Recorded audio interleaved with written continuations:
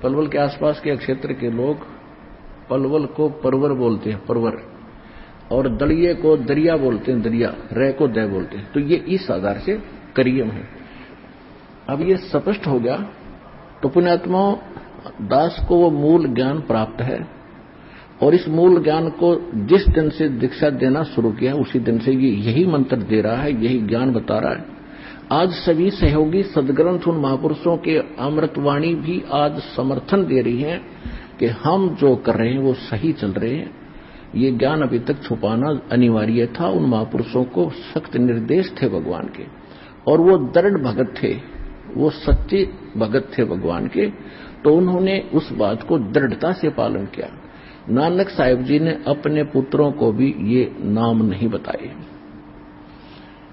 केवल यही मंत्र बताए थे जो उन्होंने फिर आगे चल के छोड़ दिए, इस कारण से कि ये तो इन ब्रह्मा विष्णु महेश की पूजा ये हम नहीं करेंगे, ये पूजा नहीं है। यही बात बिगड़ रही है, क्योंकि हमें ज्ञान तो रहा ही नहीं। और इसके साथ साथ धर्म यज्ञ भंडारे शुरू करवाए थे। नानक साहिब जी के पास जब कोई संगत आती थी, ये स्वयं ही सबको भंडारा कराते थे, अपने खेतों में काम करते थे। लास्ट के 16 वर्ष ये अपने घर पर रहे, खेतों में कार्य जैसा कर सकते थे वो करते थे, भक्ति भी करते थे, आने वाले को उपदेश भी देते थे। तो ये इन्होंने इसलिए गुप्त रखा कि ये बताना नहीं किसी को, नहीं तो काल के दूत जैसे राधा स्वामी पंथ, ये धन धन सतगुरु पंथ, सच्चा सौदा सिरसा जगमाल वाली, जय गुरुदेव पंथ मथुरा वाला, आगरा वाला, ब्यास वाला राधा स्वामी, ठाकुर जी वाला राधा स्वामी, ये सब नकली पंथ हैं। इनके पास ये 2 अक्षर का मंत्र नहीं है, आदि नाम इनके पास नहीं। जैसे घट रामायण के अंदर तुलसी साहिब जी ने लिखा, हाथरस वाले ने, कि 500 नाम काल के जानो, जब दानी मन शंका आनो। 500 नाम काल जीव व्याख्या, छठवा नाम गुप्त कर रखा। फिर बताया कि सत नाम ले सतलोक सिधाऊं, आदि नाम ले काल गिराऊं। अब सतनाम तो ये 2 अक्षर का, सतनाम ये 2 अक्षर का, जो अभी आपको नानक साहब जी के और मर्दाना और बाला की वार्ता में आपको बताया, ये हो सतनाम 2 अक्षर का। और इसके आसपास भी नहीं है ये सचखंड के गीत गाने वाले राधा स्वामी वाले पंथी। यानी इस विश्व में कोई भी इस मंत्र से परिचित नहीं। पुण्यात्मा इस दास के अतिरिक्त ये सत्कर मान लेना तुम, और कोई अधिकारी नहीं। यदि किसी से ज्ञान हो जाते ये अधिकारी नहीं देने के, इसलिए परमात्मा ने इन काल के दूतों से इसे बचाए रखने के लिए, अगर गुरु ग्रंथ साहिब में ये लिख दिया जाता तो महापुरुषों ने, जिन्होंने गुरु ग्रंथ साहिब को बनाया, सब वाणियों का, पवित्र अमृतमणि वाणियों का संग्रह किया, उस समय इन्होंने इस बात को मद्देनजर रखा कि कहीं ये ओम सोहम का मंत्र सतनाम 2 अक्षर का और गुरु ग्रंथ साहिब में लिखा गया, आने वाले भक्त इसको पढ़ेंगे, और पढ़ेंगे तो गुरु जी की आज्ञा की अवहेलना होने से ये हानि को प्राप्त हो जाएंगे। जैसे मर्दाना के साथ कैसी भयंकर दुर्घटना होगी थी, वो मौत को प्राप्त हो गया था। तो इस मद्देनजर से उन्होंने जहां पर भी गुरु ग्रंथ साहिब के अंदर नानक साहिब जी की वाणी में ये मंत्र था, निकाल दी, वो वाणी नहीं रखी ग्रंथ साहिब में। इसके लिए नानक साहिब जी ने एक अच्छा प्रयत्न किया कि एक प्राण संगली बनाई और उसको एक राजा के पास सुरक्षित रख दी कि आप इसको सुरक्षित रखना, और मेरा कोई सिक्खा हुआ उसको देना, नहीं तो किसी आम व्यक्ति के हाथ ना लगने देना, ये मेरी आत्मा है, आने वाले जीवों के लिए उद्धार होगा, संसार से पार करने का इसमें एक बहुत अच्छा मार्ग मैंने लिखा है, आम व्यक्ति के ये हाथ नहीं लगना चाहिए। अब पुण्यात्मा फिर दिखाते हैं आपको थोड़ा सा रिहर्सल कि ये प्राण संगली जो है नानक साहिब जी ने लिखी और एक राजा के पास सुरक्षित रख दी। मर्दाना डूब गया होता इस मंत्र का जाप करने से। इस बात को मद्देनजर रखते हुए प्राण संगली को भी जल प्रवाह कर दिया गया था। अर्जुन देव जी के द्वारा, जो गुरु अर्जुन देव जी थे 5वें, जिन्होंने गुरु ग्रंथ साहिब को सब वाणियों को इकट्ठा करके जलद बना दिया, उस समय इसको भी जल प्रवाह कर दिया था। देखिएगा अब इस पवित्र ग्रंथ के बारे में क्या कहा श्री नानक साहिब जी ने। प्राण संगली के बारे में देखिएगा, ये भाग 1 है। प्राण संगली प्रथम भाग श्री गुरु नानक साहिब विरचित प्राणों का अपूर्व कवच, जो सूरत शब्द योग साधना में अमोघ तारों से रचा हुआ, काल कर्म का कृत, विद्वानों के गुरुमुखों का सुरक्षित का हितकारी, जिसको गुरुमुखी अक्षरों से भाषा अक्षरों में सटीपण तैयार करके गुरु साहिब के संक्षिप्त जीवन चरित्र समेत संत संपूर्ण सिंह ने प्रेम प्रसाद रूप से अर्पण किया, जिसके मालिक वेलविडियर प्रेस इलाहाबाद ने अपने खर्चे से अपने यंत्रालयों में प्रकाशित किया। ये यहां से छपी, इसके देखना आवश्यक सूचना में गुरु नानक साहिब ने यह अपूर्व ग्रंथ प्राण संगली किस अवसर पर सिंगल द्वीप में वहां के परम भक्त राजा शिवनाथ जी को उपदेश करके बख्श दिया, और फिर उनकी 5वीं गद्दी के अधिकारी यानी गुरु अर्जुन देव जी ने, नानक साहिब जी के 5वीं गद्दी के अधिकारी गुरु अर्जुन देव जी ने उसे कैसे सिंगला द्वीप से मंगवाया तथा किस कारण से उसे गुरु ग्रंथ साहिब के संग्रह से अलग रखा, इसका वर्णन गुरु नानक साहिब के जीवन चरित्र में दूसरी यात्रा के आखिर के हिस्से में और टिप्पणकार के निवेदन में लिखा है। गुरु नानक साहिब ने इस अनमोल ग्रंथ का नाम प्राण संगली क्यों रखा, ये तो पक्के तौर पर वही कह सकता है जिसकी गति उनकी सी हो। कहते इसका नाम प्राण संगली क्यों रखा, इसके बारे में तो बताओगा जो नानक जी जैसा इन सदग्रंथों के गुण रहस्य से परिचित हो, उन किसी उसकी गति हो, तो भी कुछ लखावा उसका उनके उस वचन से होता जो निज मुख से नानक साहिब ने बोले हैं, जो उन्होंने राजा शिवनाभ से कहा था, ई ग्रंथ मेरी देह है। नानक साहब जी कहते हैं ये मेरा शरीर है, ये मेरा स्थूल रूप समझना, पुराणों मेरियों का संग्रह कहो कवच है, जगत समुद्र का ये पुल है, यानी संसार से पार होने का इसमें सही मार्ग लिखा मैंने। और ई प्राण संगली मैं तैनू बख्शी है, ई अजर वस्तु है, सो तय ही जरी है, यानी तू इसका अधिकारी है, तेरा विश्वास हुआ इसका मेरे इस ज्ञान का, इसलिए मैं तुझे बख्श दी है। ई प्राण संगली अमृत प्रवाह है, तेरे ही मुख विखे प्रवेश हुई है, और 3 लोकां विच इस वस्तु ਨੂੰ संभालता कोई नहीं, ताते प्राणों विखे प्राण संगली रखनी। इस वचन से स्पष्ट होता है कि यह ग्रंथ प्राणों का संग्रह रूप है। अब इन पता नहीं प्राण माने श्वासों का श्वास, और ये मंत्र जो ओम सोहम यानी सतनाम 2 अक्षर का, ये श्वासों से सिमरण होता है। इसकी विधि है जिसको प्राप्त दास से उसको खूब पता है, और नानक साहिब ने खूब लिखा था इसमें, जिसमें प्राण पिंड का ये तो लेखक की बात है, प्राणों में मन के निरोध का पूरा भेद लिखा है। संभव है इसको गुरु ग्रंथ साहिब की जिल्द में शामिल न करने की वजह यही हो कि गुरु अर्जुन देव जी ने समय अनुसार इसे हरेक छोटे बड़े की दृष्टि में लाना उचित न समझा।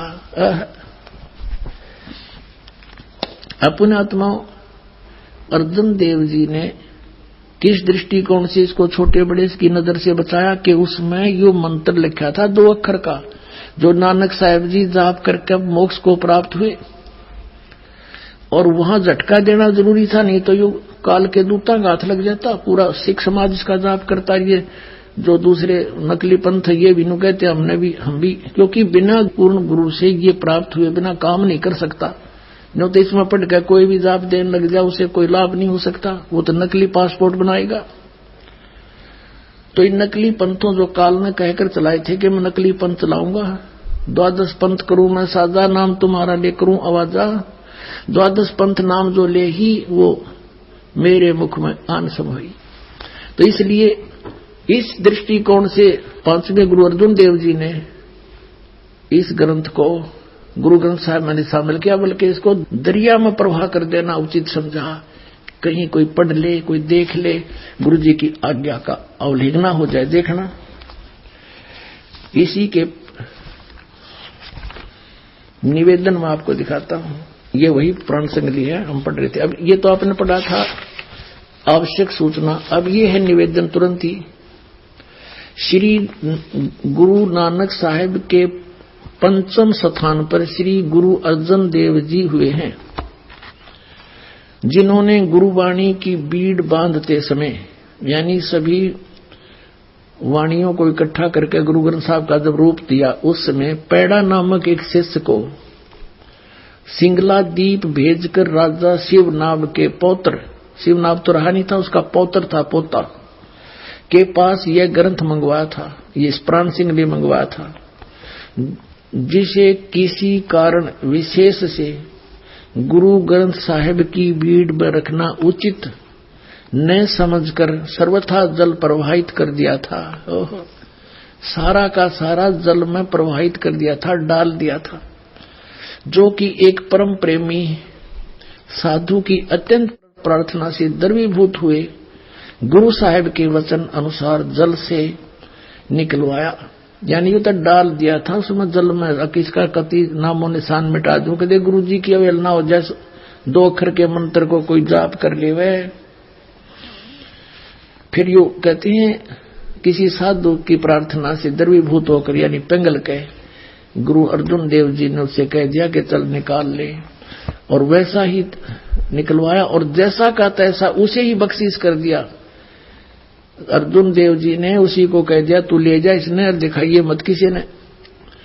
जिसका प्रसंग गुरु प्रताप सूरज प्रकाश नामक प्रमाणिक इतिहास की तृतीय राशिगत 32वें अंशु में लिखा है। पुण्यात्माओं, इस प्राण संगली के अंदर 160 अध्याय थे, ये भी आपको बताता हूं। ये प्राण संगली है और ये डॉक्टर जगदीत सिंह खानपुरी द्वारा इसका संपादन है। ये है publication bureau, Punjab university Patiala से। अब इसकी भूमिका में लिखा है, देखिएगा, ये भूमिका में लिखा है, पहला संस्करण है, ये पहला संस्करण। इसमें क्या लिखा है कि प्रस्तुत प्राण संगली दा प्रकाशित रूप है योग अते विशेष तौर ते हठ योग अनुसार प्राणायाम दा, ये इन अपनी तरफ से लिखा है इसका, जो भी इन्होंने सोचा इसको। इसमें क्या लिखा है ये, अब हम भूमिका में देख रहे हैं, भूमिका देखें इसकी, हम अपने मतलब की बात पढ़ेंगे। इसमें लिखा है कि संत संपूर्ण सिंह ने, जिसको हिंदी वाला आपने पढ़ा, संत संपूर्ण सिंह ने देवनागरी लिपि विच इस संस्करण दा प्रकाशन कीता। उस विच कुल 80 अध्याय शामिल हन, और 80वें अध्याय के अंत ते इस दे कुल अध्याय 113 लिखे हैं।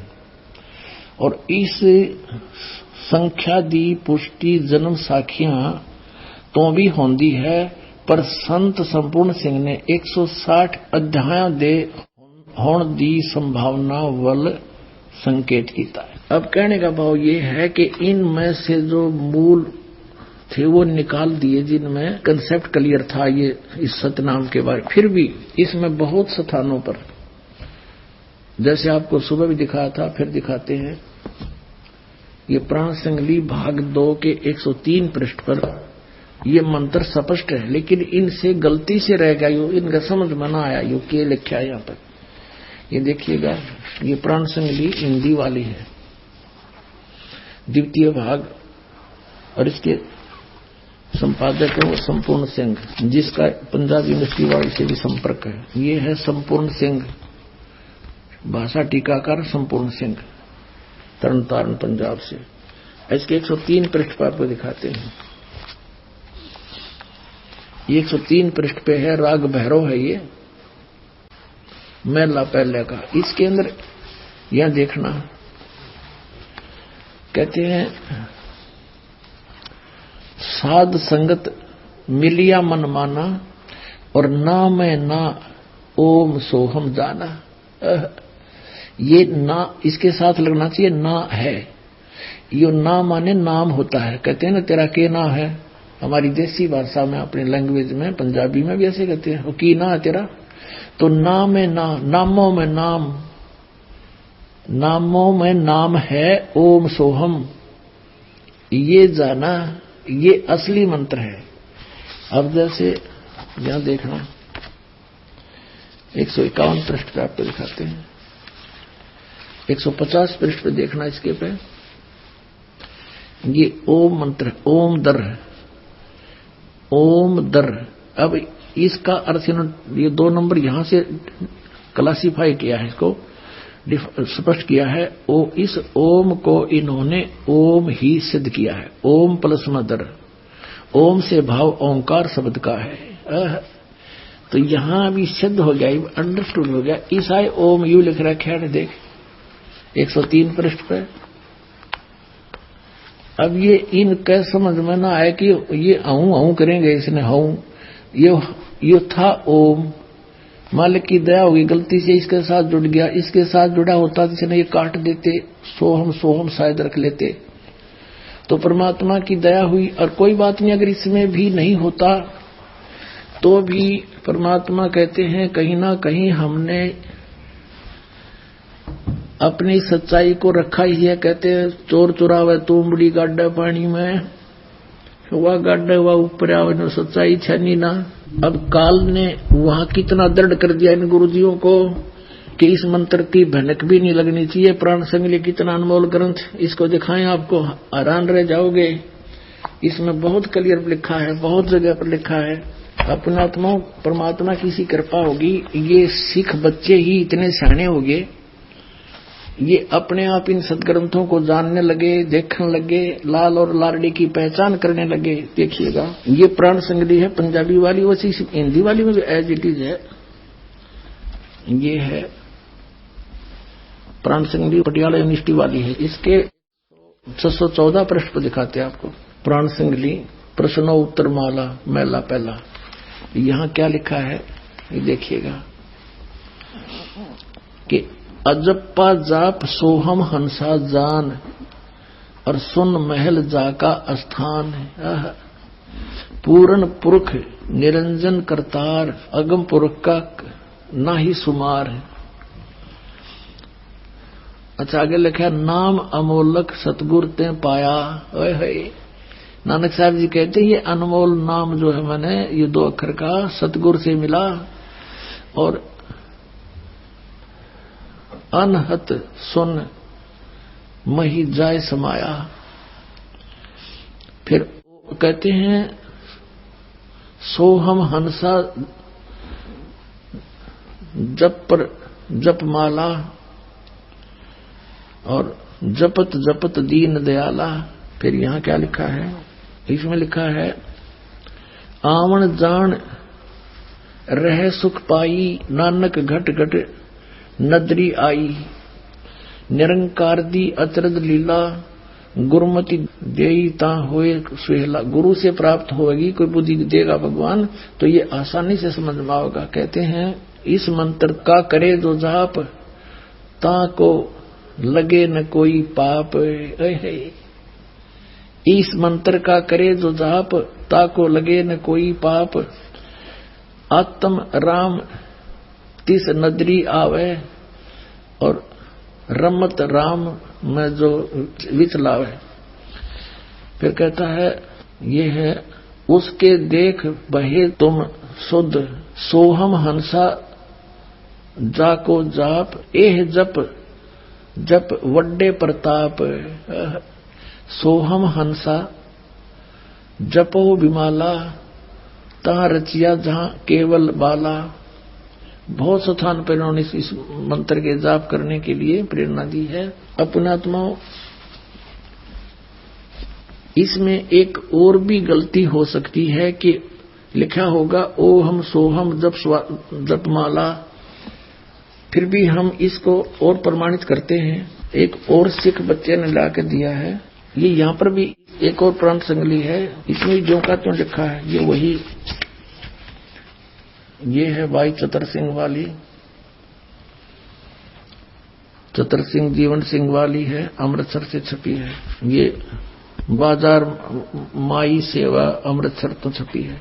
और इसके प्रश्न नंबर 100 पर लिखा है, यहाँ 100 पर लिखा है, इन बच्चों ने, सिख बच्चों ने लगा के दिए निशान, ये सोम हंसा जा का जाप ई जप जपे होए प्रताप, वो एकदम का न्यू है जो।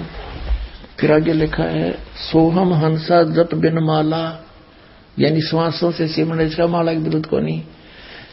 और रचिया जय है केवल बाला, और भी बहुत स्थानों पे इन्होंने बताया है। अब यहां लिखा है 125 पे कि नानक सच्चे नाम बिना है, सच्चे नाम सतनाम, नानक सच्चे नाम बिना, सच्चे नाम बिन ना उर्वार न पार, यानी सच्चे नाम बिना कुछ भी, ना उरली साइड में कोई लाभ, ना परली साइड में। सच्चा नाम माने ये सतनाम 2 अक्षर का। अपनात्मा यही मंत्र आदरणीय गरीबदास साहिब जी को दिया था। आदरणीय गरीबदास साहिब जी ने कहा कि ओहम सोहम मंत्र जपिए, योग युगतिया धूणी तपिए, राम नाम जप कर थिर होई, ओहम सोहम मंत्र दोई, नथिंग एल्स। तो ये सतनाम है 2 अक्षर का। कहते नामा छिपा ओम तारी, पीछे सोहम भेद बिचारी, सार शब्द पाया जद लोई, आवागमन बौर ना हुई। तो इन महापुरुषों ने स्पष्ट कर दिया है कि ये मंत्र जाप करने से तुम्हें लाभ होगा, अन्यथा इसका कोई यूज नहीं। इसके अतिरिक्त कोई भी नाम आप जाप करते हो वो यूजलेस है, उनका कोई फायदा नहीं, जप करो या ना करो। तो सच्चे नाम बिना सतनाम, इसको सतनाम भी कहते हैं। तो पुण्यात्माओं, आपका सौभाग्य है कि आप जी को ये खजाना मिल गया जिसको अभी तक छुपा के रखा था कबीर परमेश्वर ने। अपनी प्यारी आत्मा धर्मदास जी से कहा था, धर्मदास मेरी लाख दुहाई, और ये मूल ज्ञान की तबार न जाई। मूल ज्ञान बाहर जो पढ़ी, बिचली पीढ़ी हंस नीतर ही। फिर कहा कि धर्मदास तो मेरी लाख दुहाई, ये सार शब्द की तबार न जाई। सार शब्द बाहर जो पढ़ी, बिचली पीढ़ी हंस नीतर ही। और फिर कहा कि मूल ज्ञान को तू तब तक छुपा के रखना, तब तक छुपाई जब लग 12 पंथ ना मिट जाई। अब ये सारे पंथ फेल हो गए, क्योंकि इनके द्वारा दी गई साधना सबको पता है और सभी उससे परिचित हैं कि हम कौन सा नाम जाप कर रहे हैं और जाप करना कौन सा चाहिए। और जिन महापुरुषों की दुहाई दिया करते थे कि नानक साहब जी ने भी ये 5 नाम जाप करे, वो भी इसी से मुक्त हुए, उसने भी ऐसे जाप किए, वो उसी से मुक्त हुए। नानक साहब जी ने कति क्लियर कर रखा कि इन 5 नामों से और इस वाह वाह के शब्द से जन्म मर नहीं मिट सकता। इसके अंदर वाह वाह के शब्द के अंदर लिखा है कि इस वाह वाह करने से कर्म किया ही मिलेगा, आपका जन्म मृत मोक्ष नहीं हो सकता। ये भी इसमें स्पष्ट किया है कि ये मंत्र है जाप करने का, इसके अतिरिक्त कोई मंत्र नहीं। तो अब इन महापुरुषों ने एक तरफ तो कहा कि तू मर्दाना ये नाम जाप मत कर, और फिर कहा कि मेरी आत्मा है, मेरा शरीर है, संसार से पार करने का ये पुल है, इसे छुपा के रखना। और इसमें स्पष्ट कर रखा कि ये मंत्र जाप करने से मोक्ष होगा और किसी से नहीं। तो पुण्यात्माओं, आप तो बालक हो, आपको तो बनी बनाई खीर मिल गई, आपने जरूरत नहीं इतने सिर में दर्द करने की। इन महापुरुषों की छाती देखो, इन्होंने यहां तक धोखा देकर काल को इस तथ्य को बचा के भी रखा और काल के हाथों भी नहीं पड़ने दिया। अरे ये खुल्लम खुला ढिंडोरा पीटने का दास को परमेश्वर ने आदेश दे दिया। आपका भी कल्याण, पूरे विश्व का कल्याण होगा। बोलो सतगुरुदेव।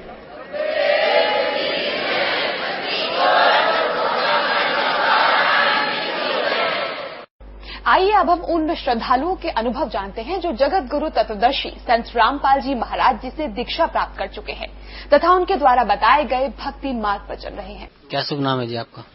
मेरा नाम जितेंद्र सिंह अलोवालिया है। कहाँ से आए सर आप? मैं पूना से आया हूँ, महाराष्ट्र से। क्या काम करते हैं आप? मैं एक इंडस्ट्रियलिस्ट हूँ, फैक्ट्री है मेरी पूना में। हम लोग जो ट्रेलर्स वगैरह होते हैं, कंटेनर्स होते हैं, वो बनाते हैं।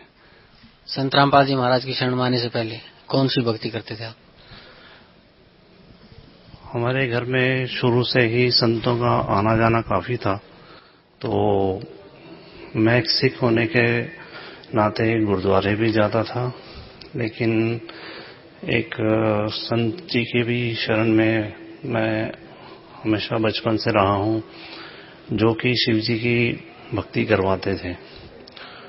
मुझे उन्होंने ओम नमो शिवाय नाम दिया हुआ था, और अब मान के चलिए कि ये जो जीवन है, जब हमने ये ज्ञान सतगुरु रामपाल जी महाराज से प्राप्त हुआ, तो उसके बाद ये पता चला कि जो जीवन है वो एक सुख और दुख में चलता है। जब हमारे पुण्य कर्म होते हैं तो काफी सुख मिलते हैं, और जैसे ही हमारे पाप कर्म शुरू हो जाते हैं तो दुख की शुरुआत हो जाती है। तो जिन संतों से मैंने वो नाम लिया था, वो नाम की क्या ताकत थी, वो आज मुझे इस ज्ञान से पता चला है। उसकी कोई ताकत नहीं थी। क्यों? क्योंकि मैं हर रोज का मेरा नियम ये था कि मैं जब घर से निकलता था, गुरुद्वारे जाता था, मत्था टेकता था। वहां से मेरी फैक्ट्री करीब करीब 1 घंटे दूर थी। आधे घंटे का सफर मैं सतनाम वाहिगुरु का जाप करता था, और आधे घंटे उसके बाद में मैं ओम नमो शिवाय का जाप करता था। और जब मैं फैक्ट्री पहुंचता था, उसके बाद देखता था कि दोनों कोई काम नहीं कर रहे हैं। उल्टा हर रोज मेरा नुकसान ही नुकसान होता जा रहा है। और एक समय ऐसा आ गया कि मैं टोटल ही स्क्वायर में फंस गया। ऐसा फंसा कि मुझे कुछ नहीं समझ आ रहा था कि मैं क्या कर सकता हूं अभी। वो फंसना ऐसे था कि मेरा घर, मेरी फैक्ट्री, सभी कुछ बैंक के ताबे में हो चुकी थी। लोगों का, क्रेडिटर्स का बहुत सारा देना सिर पे कर्ज बन गया। ऐसी हालत हो गई, ऐसी स्थिति हो गई कि ना तो मैं घर में रह पा रहा था और ना मैं फैक्ट्री जा पा रहा था। ऐसी दुविधा में फंसा। तो मैं क्या बताऊं कि मतलब वो दुख, वो समय मैं मतलब बयान नहीं कर सकता कि क्या दुख था वो। बोलते हैं ना, जिस तन लागे सो तन जाने। इतना भयंकर वो समय था, जिसके कारण सिर्फ यही नहीं था कि सिर्फ वो आर्थिक स्थिति खराब हो रही थी, शरीर पूरा खराब हो रहा था। घर वालों को कईयों ने बताया कि इसके ऊपर कई बाहर की चीजें भी कर रखी हैं, जिसके कारण ये शायद पूरा मेंटली डिस्टर्ब हो जाएगा, मेंटल हो जाएगा। कई संतों ने भी बताया, क्योंकि हमारे घर में संतों का काफी आना जाना रहता था। कईयों ने ये भी बताया कि ये वाकई में ये मेंटल हो जाएगा, ये नहीं रह पाएगा। तो इसके चलते मैंने एक दिन फिर उन संतों के पास गया और उन संतों से जाके मैंने काफी चर्चा की। आखिरी में उन्होंने मुझे ये कह दिया कि ये तो ब्रह्मांड है, ब्रह्मांड में तो ये दुख सुख तो चलते हैं, ये तो भुगतने पड़ते हैं। मैं बड़ा तड़फा। मैं आया और अपनी मदर के भाव में लपेट के मैं रोया, बहुत रोया। मैंने बोला, मुझे नहीं पता क्या है ये, क्या ब्रह्मांड है और क्या स्थिति है, मुझे कुछ समझ में नहीं आ रही है। मेरे जैसा आदमी, जो मैंने कभी शराब को हाथ नहीं लगाया, कभी नॉनवेज नहीं खाया, कभी मैंने किसी को दुख देने की कोशिश नहीं की, और मेरे जैसे आदमी के साथ अगर ऐसा दुख है तो इस ब्रह्मांड या जो भी बोलते हैं, मुझे समझ नहीं आ रहा क्या स्थिति है ये। और वो पुकार जो मेरे हृदय से निकली, जो मेरी आत्मा से निकली, इस परमात्मा ने सुन ली। संत रामपाल जी महाराज की शरण में कैसे आए आप? संत रामपाल जी महाराज की शरण में मैं ऐसा आया कि संत रामपाल जी महाराज जी के एक शिष्य हैं पूना में, मैं गाड़ियां बनाता हूं और वो गाड़ियां चलाते हैं, जो हम कंटेनर्स वगैरह बनाते हैं। तो उनके लिए मैंने 2002 में मैं सदगुरु के शरण में आया था। तो 2002 में मुझे पता चला कि उन्होंने कुछ गाड़ियां बनवानी हैं। तो मैं उस ऑर्डर के लिए मैं उनके ऑफिस में गया था। उनका नाम रविंदर दास है। तो मैं उनके ऑफिस में जाके बाहर बैठा हुआ था। वो इतने में फिर मुझे उन्होंने अंदर बुलाया तो मुझे उन्होंने देखा। मैं करीब 3 साल के बाद उनको मिला था। उसके पहले 3 साल पहले उन्होंने गाड़ियां बनवाई थी। तो उन्होंने मुझे कहा कि जितेंद्र जी क्या हो गया, आपका चेहरा एकदम मतलब आपका पूरा ही रूप बदली हुआ है, क्या हो गया आपको ये। मैंने मतलब वहां पे मुझसे रहा नहीं गया। मैंने पूरी अपनी स्थिति बताई कि मैं किस तरह से फंस चुका हूं और मेरे साथ क्या क्या बीत रहा है। आज मैं दोपहर के 2-2:30 बजे गया था। तो उन्होंने मुझे पूरा इस परमात्म ज्ञान का पूरा उन्होंने चीज समझाई। हमको वहां बैठे बैठे रात के 10:30-11 बज गए और मुझे समझ में आ गया कि यहाँ पर कोई चीज है, ये जो ज्ञान बता रहे हैं इसमें कुछ मतलब अंदर से आत्मा ने पूरी उस चीज को पकड़ लिया कि यहाँ पर कुछ ना कुछ बात बन जाएगी। क्योंकि इसके पहले भी मैंने कोई जगह नहीं छोड़ी, ना कोई मंदिर छोड़ा, ना कोई मस्जिद छोड़ा, ना कोई संत छोड़ा। हर एक के पास जाके मुझे फैमिली वाले भी ले जाते थे, क्योंकि मेरी तो मेंटली स्थिति इतनी खराब थी कि मुझे समझ में नहीं आता था कि क्या करूं। तो मुझे हर जगह ले जाते थे। तो जब मुझे ये ज्ञान पता चला तो मुझे लगा कि मैं तो वैसे दुख ही में काफी था। मैं तो अपना दुख ही निवारण करने की कोशिश कर रहा था, ज्ञान को एक साइड में समझ रहा था, लेकिन मुझे ज्यादा ये था कि मेरा दुख निवारण हो जाएगा इससे। मैंने उनसे कहा मुझे पूरा एड्रेस दीजिए सब।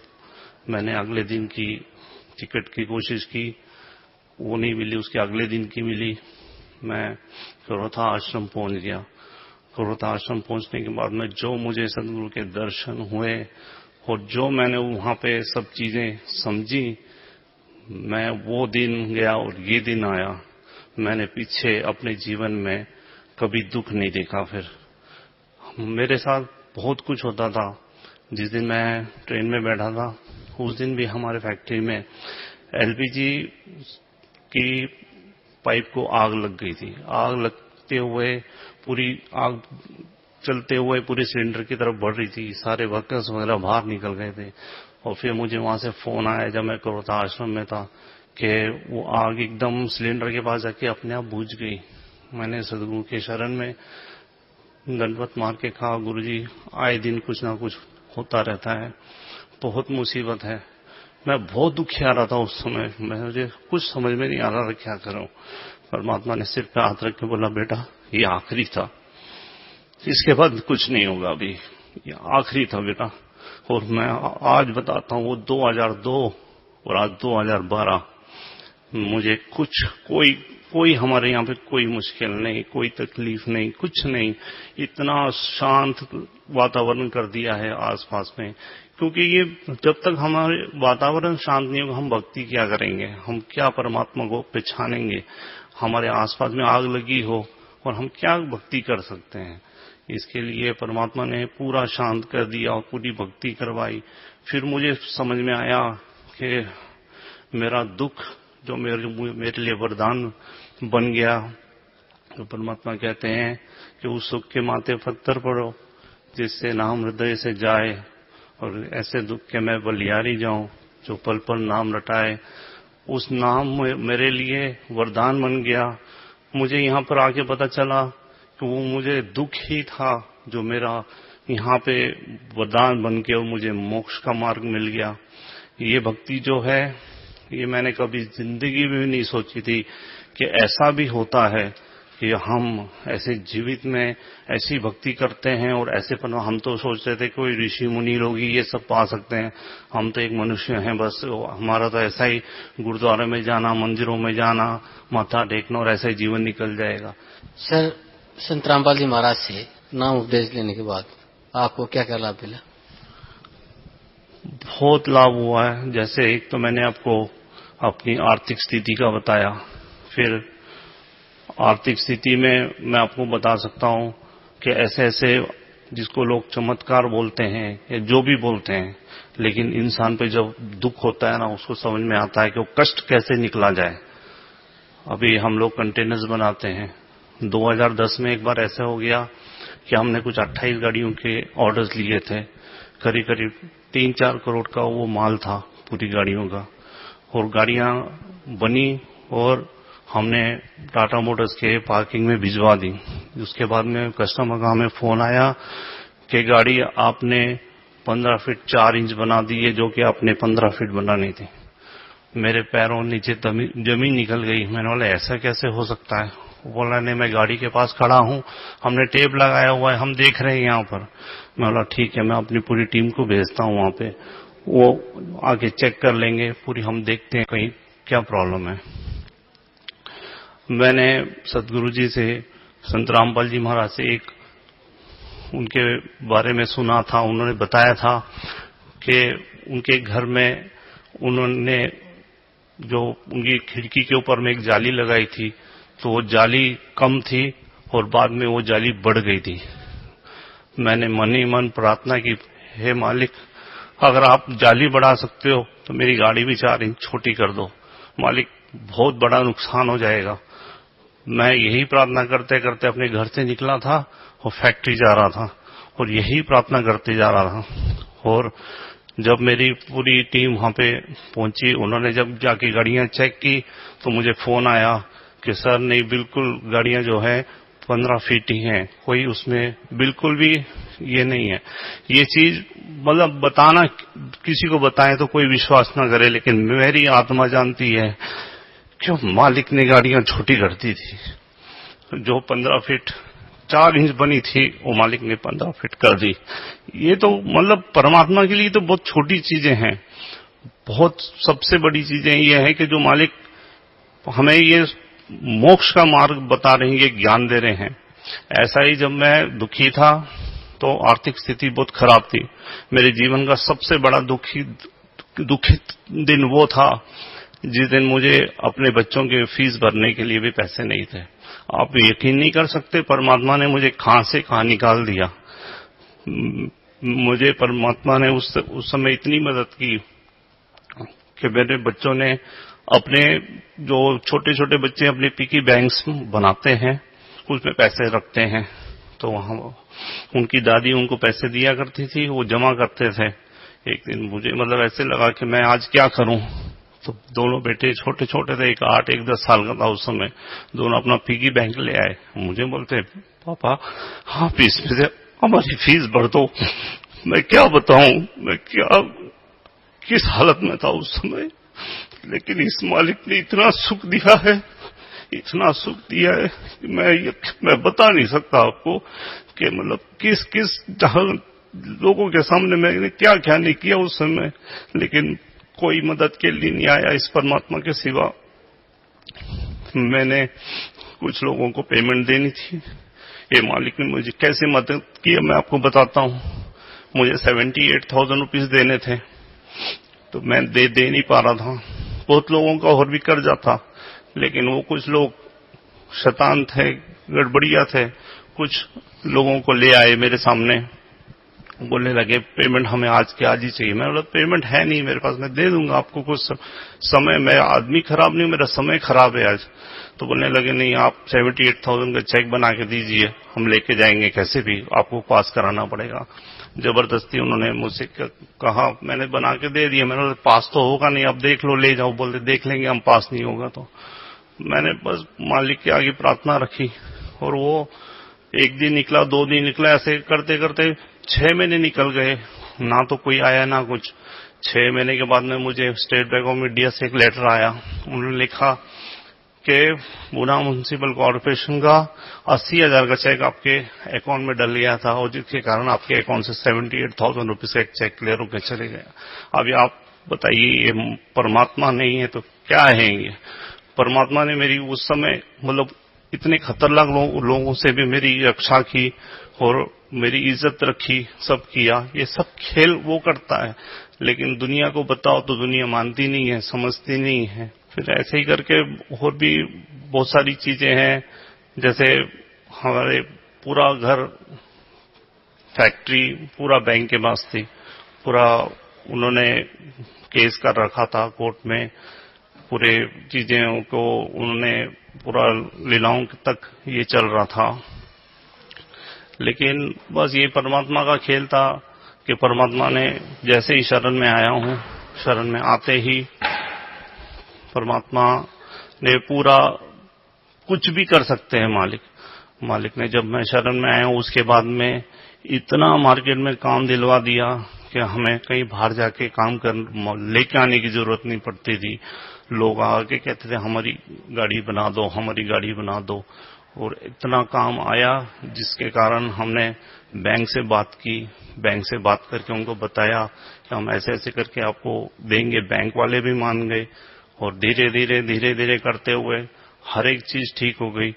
आज परमात्मा ने बहुत ही सुख दिए हैं और अब मैं मतलब माइनस से भी नीचे था, वो वहां से मुझे आज यहाँ परमात्मा ने अपने चरण कमलों में रखा हुआ है।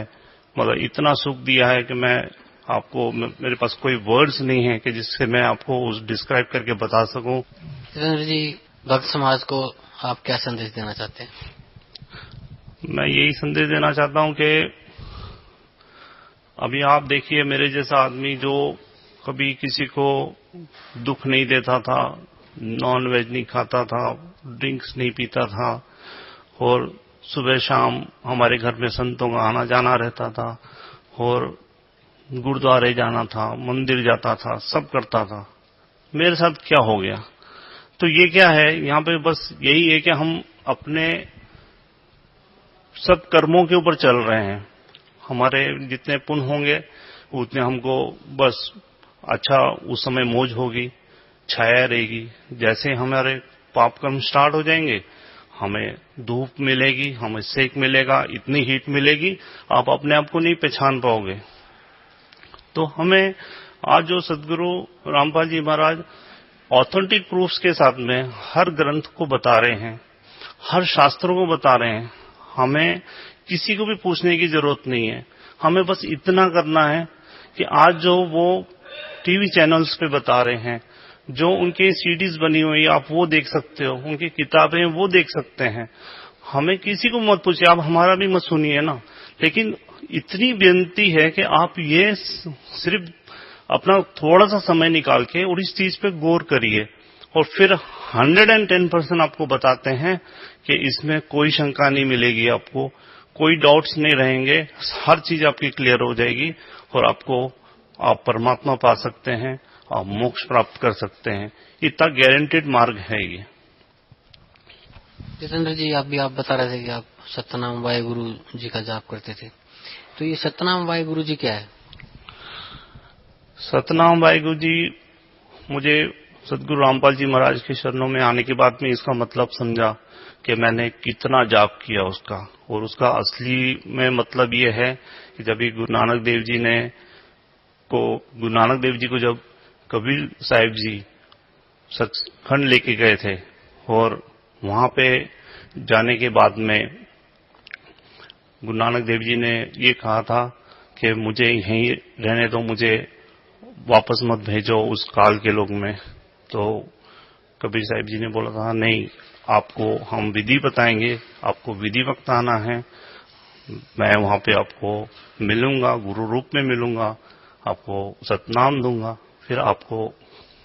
फिर मोक्ष प्राप्त होगा और आप आ सकते हैं।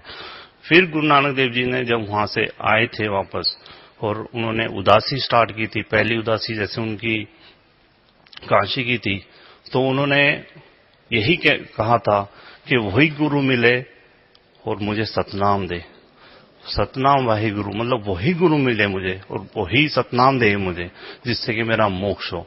असली में इसका मतलब ये कोई नाम वगैरह नहीं है, ये गुरु नानक देव जी से मुख से निकले हुए ये शब्द हैं जिससे कि वो मोक्ष प्राप्त कर सकते थे उसके द्वारा।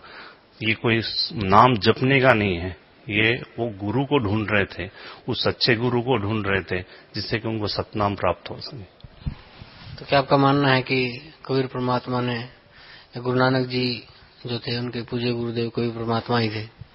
बिल्कुल, इसमें कोई डाउट ही नहीं है। उनको बई नदी के ऊपर आके मिले हैं। आज हर सिख जानता है बई नदी की साखी क्या थी, सब जानते हैं। बई नदी के ऊपर आके जिंदा रूप में, जिंदा महात्मा के रूप में उनको मिले थे।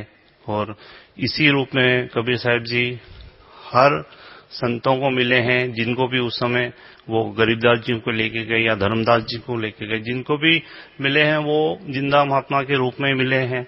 और गुरु नानक देव जी को भी उसी रूप में वो मिले थे और उसी रूप में उन्होंने उनके साथ में वार्तालाप की थी। और ये साक्षात मतलब चीजें लिखित में है, इसमें कोई डाउट नहीं है। तो अगर फिर डाउट करने जाए तो फिर बहुत सारी बातें मनमुखी करें तो कर सकते हैं, लेकिन ऑथेंटिकली तो जब तक हम नहीं देखेंगे तो कोई भी मानेगा नहीं। इसलिए ये ऑथेंटिक प्रूफ्स हैं, लिखित में है, सब चीजें सामने दिखाई देती हैं। और देख के भी अगर कोई अनजान पुना करे तो फिर तो वो परमात्मा पाना ही नहीं चाहता, वो लोगों को भटकाना चाहता है। और मैंने एक चीज और देखी है इस जीवन में कि जो खास करके हमारे धर्म के, सारे धर्म के ठेकेदार हैं, इन्होंने सबसे ज्यादा काम बिगाड़ा हुआ है समाज का। क्योंकि ये अपनी ही उल्लू सीधा करने के लिए भगत समाज को भिका देते हैं, उनको गलत रास्ते पे लगा देते हैं। बस उनको ये बोल देंगे नहीं ये ऐसा ही बता रहे हैं, वो वैसा ही बता रहे हैं। असलियत में जो भी भक्ति करना चाहता है, जो परमात्मा पाना चाहता है, आज हम पढ़े लिखे हैं, आज हमको कोई भेका नहीं सकता। हाँ, आज हम अपने आंखों से देखें ना, हम समझ सकते हैं, पढ़ के समझ सकते हैं। हमको जरूरत नहीं इतने मोटे मोटे ग्रंथ खोल के पढ़ना। आप संत रामपाल जी महाराज की सत्संग आता है, वो सुनिएगा, बिल्कुल निष्पक्ष होकर सुनिएगा और फिर देखिएगा आप, हर एक चीज, हर ग्रंथ उन्होंने सामने रखा हुआ है। हम देख सकते हैं ना, और देख के भी अनदेखा करें तो फिर हम भक्ति नहीं करना चाहते। इसके लिए अगर हम थोड़ी सी, इतनी हमारी सिर्फ हर पूरे भगत समाज के आगे प्रार्थना है कि थोड़ी सी अपना समय निकालें और इस ज्ञान को सुने, खुद समझें। किसी की जरूरत नहीं है इसमें कोई भी किसी से समझने की, ये ज्ञान अपने आप समझ में आ जाता है। अगर हम कोशिश करेंगे, हम परमात्मा पाना चाहते हैं, तो हम इस सत्संग को, सदगुरु जी के सत्संग को सुन के और उनकी किताब पढ़ के हर हालत में 100% इस ज्ञान को समझ सकते हैं। तो सभी चीजें देख के, हम आज पढ़े लिखे हैं, हम देख के समझ सकते हैं ना कि who is God, Kabir is God, no doubt. कोई भी डाउट रहता है नहीं, 1% भी डाउट नहीं रहता मन के अंदर में कि कबीर इज नॉट गॉड।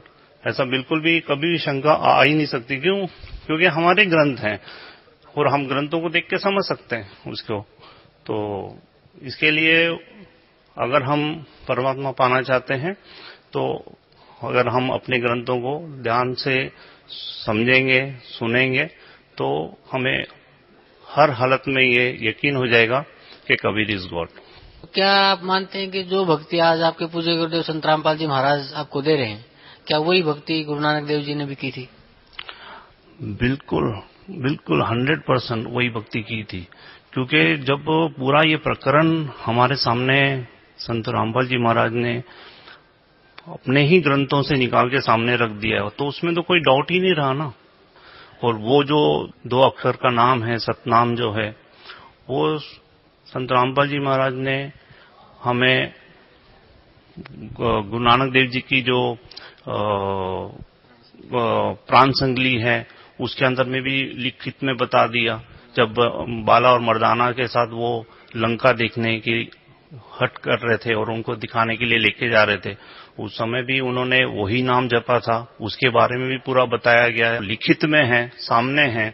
इसके लिए गुरु नानक देव जी ने जो भक्ति की थी, आज 100% हम वही कर रहे हैं। और गुरु नानक देव जी का अगर मोक्ष हुआ है तो 100% हमारा भी होगा।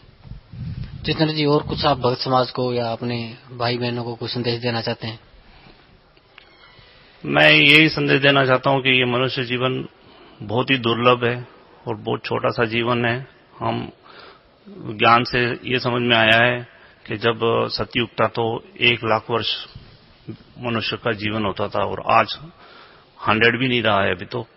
और अगर इतना सा छोटा सा जीवन है और इतने से छोटे से जीवन में अगर हमें परमात्मा मिल जाए तो मतलब इससे बढ़कर चीज कोई नहीं हो सकती, क्योंकि हमने भी सुना है और हमारे बाप दादाओं ने भी बताया है कि कई ऋषि मुनि कई तप कर करके अपना शरीर गला गए, कईयों ने क्या क्या नहीं किया और परमात्मा नहीं पाया। ये गोल्डन अभी युग चल रहा है जिसमें कि परमात्मा ने बहुत दया की है हम सभी आत्माओं पे, सब बच्चों पे। तो हमें ये इसका पूर्णता से लाभ उठाना चाहिए। ये वक्त बार बार नहीं आता है जबकि तत्वदर्शी संत और ये हमें मनुष्य जीवन और ये सब चीजें एक ही साथ हो जाना, ये कोई लॉजिक नहीं है, लेकिन ये हकीकत है कि ये एक ही बार ऐसे बड़ा मुश्किल से मौका मिलता है और इसका पूरे भगत समाज को लाभ उठाना चाहिए। ये बहुत ही दुर्लभ चीज है जो इस सृष्टि में होती है और ये अभी चल रही है, क्योंकि वो भी लिखित में जो पिछली पीढ़ी की में होना है वो भी लिखित में है और वो हो रहा है अभी कि पिछली पीढ़ी में ही सब अभी तरेंगे। परमात्मा में पूरा लिखित में बताया हुआ है, जैसे 5555 जब कलयुग बीत जाए तब कोई महापुरुष तारण को आए। तो ये जो 5555 है वो भी प्रूफ करके बता दिया सदगुरु जी ने कि 1997 में वो टाइम पूरा हुआ है और तब से ये ज्ञान एकदम से ऊपर बढ़ा है। और सदगुरु रामपाल जी महाराज ने ये सभी भक्तों, सभी भगत समाज पे बहुत इस मालिक ने दया की है कि सभी को ये नाम उपदेश भी दे रहे हैं, जो कि मतलब आप यकीन करें कि बड़े बड़े ऋषि होके चले गए जिनको ये नाम प्राप्त नहीं हुआ था। ऋषियों को तो छोड़ो, अभी ये अगर मीडिया के सामने मैं ये बोलूं कि ब्रह्मा विष्णु महेश के पास भी ये नाम नहीं है तो बड़ा अच्छा लगेगा आपको, लेकिन ये हकीकत है। हम ज्ञान समझेंगे तो ये समझ में आ जाती है बात। तो ब्रह्मा विष्णु महेश कोई अलग नहीं है, वो भी हमारे ही देवी देवता हैं, लेकिन वो क्या स्थिति में सब चीजें हमको समझना पड़ेगा।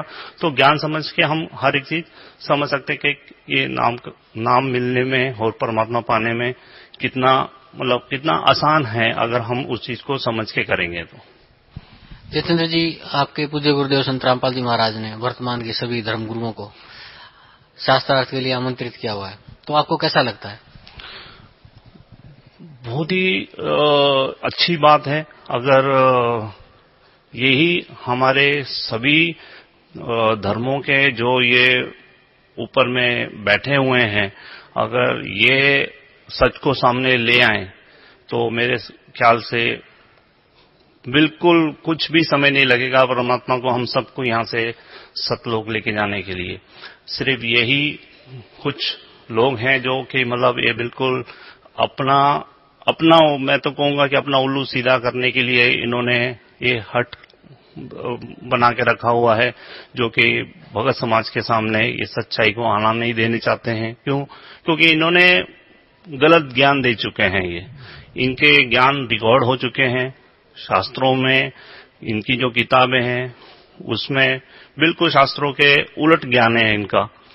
तो इसलिए अभी ये फंस चुके हैं और ये ज्ञान को इसके लिए आगे आने नहीं देना चाहते हैं, क्योंकि अगर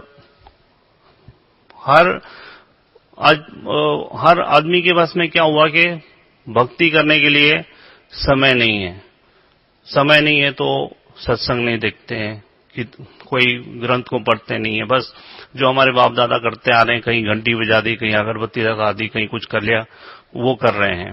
अगर थोड़ा सा समय निकालें और इस ज्ञान को समझने की कोशिश करें तो ये जितने भी संत बैठे हैं आज अपने आप को संत कहते हैं, इनका असली चेहरा सबके सामने आ जाएगा और सच्चाई उस परमात्मा की सबके दिल में उतर जाएगी और हम सब मोक्ष प्राप्त कर लेंगे। धन्यवाद भाई साहब, आपको बहुत बहुत धन्यवाद। नमस्कार सर।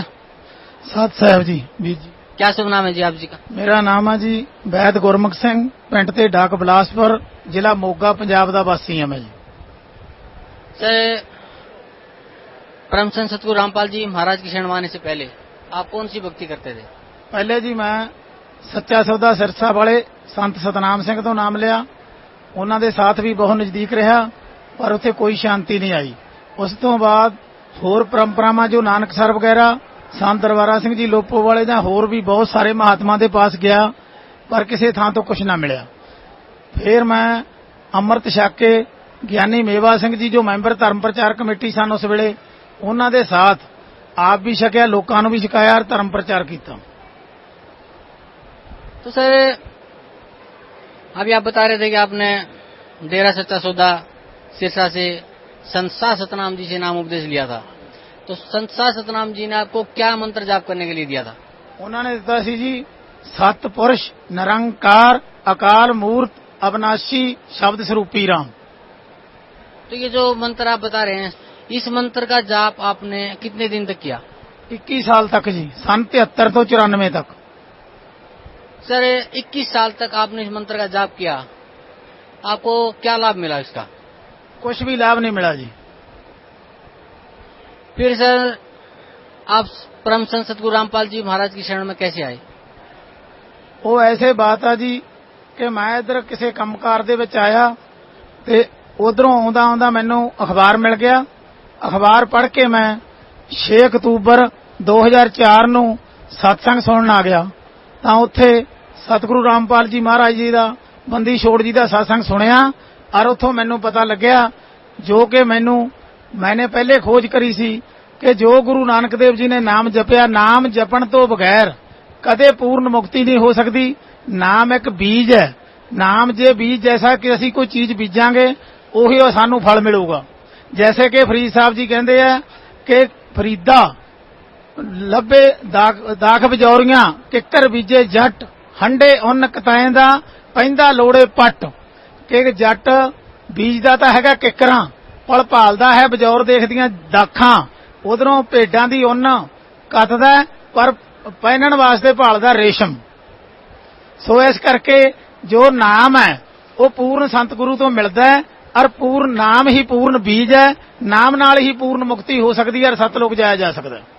फिर आके मैंने जी परम संत सतगुरु रामपाल जी महाराज जी तो 6 अक्तूबर 2004 वाले दिन प्रथम मंत्र प्राप्त किया और फिर 4 महीने बाद दूसरा और फिर सतगुरु रामपाल जी तो मतलब 8 दिसंबर 2011 ਨੂੰ दास ਨੂੰ और दास ਦੇ ਗੁਰ ਭਾਈ ਲਾਭ ਸਿੰਘ ਨੂੰ ਦੋਹਾਂ ਨੂੰ ਸਾਨੂੰ ਸਾਰਨਾਮ ਮਿਲਿਆ और सानू पूर्ण मुक्ति की आस हुई।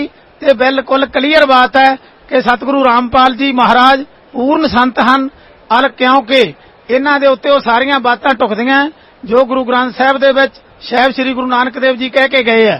जिवें कि सतपुरुष जन जाणिया सतगुर तिसका नाओ तिन ही के संग सिख उधरे नानक हर गुण गाओ।